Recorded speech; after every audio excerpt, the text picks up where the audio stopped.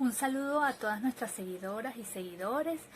Hoy queremos darle una nueva entrega de nuestras conversas en confianza que teníamos un poco abandonadas no por falta de interés, sino por las contingencias que estamos atravesando, pero decidimos hacer un ejercicio de equilibrio y malabarismo tecnológico. Y bueno, hoy queremos conversar sobre un tema que estamos seguras tiene a muchas familias, si no todas las familias del país, movidas con esta situación. Queremos conversar sobre la escolaridad en tiempos de cuarentena y los retos que nos ha significado en nuestras familias, en nuestra experiencia. También reflexionar sobre algunos temas de interés y bueno, quizás ofrecerle algunas sugerencias para afrontar esto de la mejor forma desde nuestro hacer. Entonces bueno, nada, primero le doy el pase a mis compañeras para que se saluden, se presenten y bueno, luego comenzamos con nuestra conversa en confianza. Saben que mi nombre es Joana Álvarez y bueno, le doy el pase a mis amigas. Hola, hola, bienvenidas a todas y a todos a nuestra conversa en confianza, como dijo yo. Bueno, por aquí les habla Gaby Bolívar, como ya muchos me conocen. Y ay, muchachas, me siento muy contenta de que podamos hacer esta conversa así, juntas, pero a distancia al mismo tiempo. Gracias, Joana. Por acá les habla Ana Beatriz, que también tengo unas preguntas para responderles. Bueno, nos pareció importante comenzar esta conversación reflexionando sobre por qué es necesario replantearnos la educación tradicional. Yo comencé a estudiar la carrera hace un poco más de 20 años y desde ese tiempo he escuchado, leído que hay que actualizarse, que la educación amerita un cambio, una transformación, pero en las aulas de clase sigue ocurriendo lo mismo una y otra vez. Me parece que este momento histórico que trascendemos nos dio una revolcada de ola y nos obliga, ya no es algo que está sugerido, nos obliga a replantearnos. Si la realidad de afuera cambió, me parece completamente absurdo pretender que la escuela se quede estática, como si nada hubiese pasado. Pretender que en casa se reproduzcan los modelos que estaban siendo implementados en la escuela y que además ya son caducos desde hace muchísimo tiempo. Entonces, sí me parece importante que cada familia se asuma como protagonista del proceso educativo de sus hijos e hijas, porque ahora está ocurriendo en casa, eres tú la que tiene todos los días de frente la labor de ayudar a tu hijo o a tu hija a aprender. Entonces, eres protagonista, no puedes evadirlo. Y parte de ser protagonista es empezar a dar esta discusión, empezar a cuestionar cosas y empezar a proponer vías alternativas. Entonces, sí me parece que para eso debemos soltar viejos patrones, soltar nuestros modelos en los que fuimos educados. Sumamente importante dejar de concebir que la maestra, la escuela y todo viene de arriba y me lo dice y me lo entregan listo y me lo llevo. Lo estamos construyendo ahora. Y si sientes que lo que has recibido hasta este momento, las indicaciones de las escuelas, de la maestra, no satisfacen las necesidades de tu familia, es momento de empezar a conversar sobre esto y empezar a generar alternativas que se adapten a tu realidad, que no es la misma que la mía, ni que la de Gabriela, ni la de Ana, ni la misma que ninguna. Entonces, me parece que es un momento trascendental para generar cambios realmente significativos en el sistema educativo que todos conocemos. Primero quiero comenzar por hablar un poquito sobre por qué no nos empoderamos sobre la educación de nuestros hijos e hijas. Esto tiene una razón cultural y socialmente, pues hemos delegado la educación de nuestros hijos e hijas a las escuelas y a las maestras. Llega la cuarentena y es un momento bastante importante y una oportunidad de oro para recuperar el poder de la educación de nuestros hijos e hijas. Me llama muchísimo la atención ver la realidad que estamos viviendo en este momento en el tema de las asignaciones y las tareas. He leído cosas de mamás, por ejemplo, donde esperan las guías de las maestras, donde de alguna forma les aqueja que las maestras no estén cumpliendo con su trabajo. Y me preocupa porque si tengo a mi hijo en casa, pues no necesito una guía para hacer cosas con mis hijos. Por supuesto, de la mano de eso está una preparación académica importante y todo el tema, pero lo veo con preocupación. ¿Por qué? Porque siento que se está tomando, o los padres y madres lo están tomando, muchos, no todos, ni todas, pero lo están tomando como un momento, vamos a decir, para evadir su rol, si se quiere decir, en la crianza de sus hijos e hijas. Si esto no está siendo así, me permito disculparme con aquellos que no se sienten así. Sin embargo, lo veo con preocupación porque como van a ver en este video o ya vieron en el video anterior, los niños necesitan la contención emocional. Eso es sumamente importante. Y cuando no hay contención emocional, pues ese niño no va a aprender absolutamente nada. Entonces, si yo continúo delegando y entregando el poder de la educación de mis hijos e hijas en maestras y personal educativo, pues no me voy a permitir tampoco la oportunidad de hacer cosas con mis hijos e hijas. Y yo quiero en este momento que reflexionemos acerca de qué puedo hacer yo en esta cuarentena con mi hijo e hija, donde pueda también aprender. Porque pues los niños no solo aprenden con cosas académicas, los niños aprenden a partir de la exploración, del contacto con sus madres, del contacto con sus padres. Entonces yo acá quiero invitarlos a reflexionar un poco sobre ese poder que sí tengo en esta cuarentena, que es compartir con mi hijo, compartir con mi hija, brindarle calidez, brindarle afecto, brindarle la contención emocional que es sumamente importante, porque si esa contención no está, pues por muchas tareas que haga en el día y muchas asignaciones que cumpla, lamentablemente el aprendizaje no se está llevando a cabo. Entonces, desde el amor, desde la mamá que soy, pues les invito a hacer esta reflexión que nos cuesta muchísimo siempre, pero que para mí es sumamente importante que la hagamos.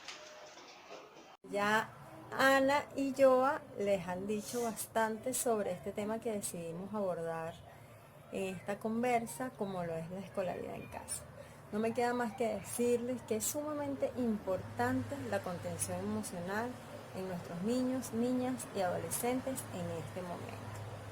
Es importantísimo, y cuando hablamos de contener, de repente van a decir contener, que les prive de su expresión. Pues no, es precisamente que los guiemos, los acompañemos y estemos allí para que ellos puedan expresar sus emociones en este momento, ¿sí?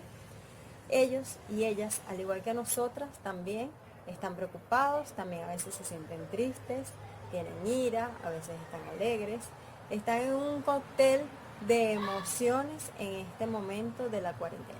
Entonces es sumamente esencial que los acompañemos, que los guiemos, que los escuchemos, que estemos allí, más allá que hablar, con un abrazo, con un beso, con una mirada y sobre todo con mucha empatía. Ponernos en los zapatos de nuestros hijos e hijas hace que nuestra relación sea mucho más llevadera. Sobre todo si también tenemos hijos e hijas adolescentes, pues ellos en esta etapa les cuesta mucho más expresar sus emociones. Pero es importante que les hagamos saber que estamos allí para acompañarlos en su sentir. Y que toda esta etapa que en este momento estamos transitando de la educación en casa, pues va a pasar.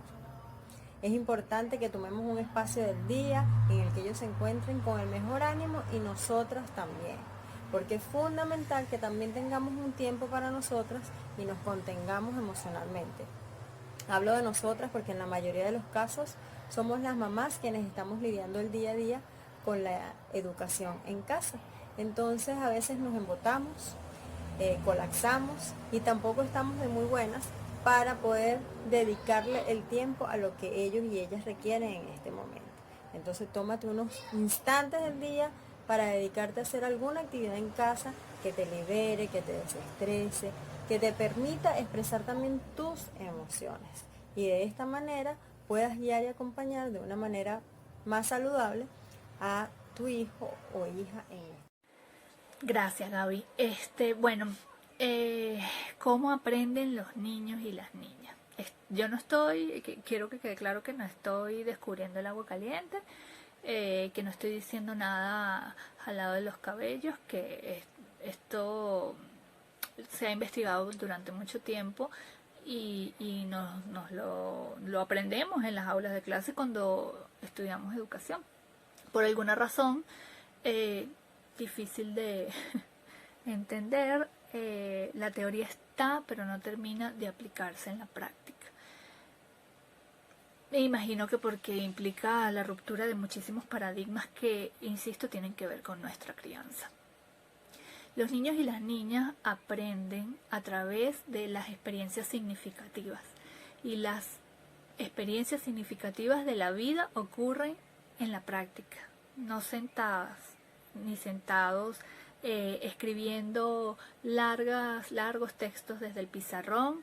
No ocurre aprendizaje significativo cuando tenemos que memorizar y repetir una larga lista de fechas, de números, de valores, cuando tenemos que memorizar reglas ortográficas. No ocurre cuando en la práctica vemos cómo funcionan los procedimientos y nos ayudan a sistematizarlo. Se supone entonces que si partimos de que el aprendizaje ocurre así, en casa, las actividades enviadas a casa deberían parecerse muchísimo a lo que realizamos en el día a día. La educación formal debería prepararnos para la vida diaria. El uso en la práctica de la lengua escrita, de las habilidades matemáticas, del conocimiento de cultura general, debería servirnos en la práctica y no solamente para obtener una nota. Entonces, yo las invito y los invito, todo esto adaptado al nivel de sus hijos e hijas, pero tomen ese contenido que les está dando la escuela, además como sugerencia para que sepas por dónde van los tiros en el grado y en el momento en el que estás, y apropiense de él. No es necesario que reproduzcas una tarea larguísima y que mandes la foto. Hay muchísimas formas y medios de transformarlo. Activen su creatividad, hagan uso de las nuevas tecnologías, están ahí con una razón, con un objetivo. Atrapen ustedes la atención de sus hijos e hijas y eviten, esto es una súplica, eviten caer en estados de aburrimiento y frustración. Hay formas de transformar esto, hay formas de hacerlo significativo y hay formas de marcar una diferencia para que cuando retorne la normalidad, de verdad nos hayamos transformado. Desde hace mucho tiempo, durante la historia de la educación, hemos pensado que la felicidad de los niños y niñas depende de socializar en el colegio, depende de las asignaciones que le coloquen, depende de si van de primero en el salón o no, pero esto no es la realidad. Realmente los niños y las niñas necesitan padres y madres felices, comenzando por allí.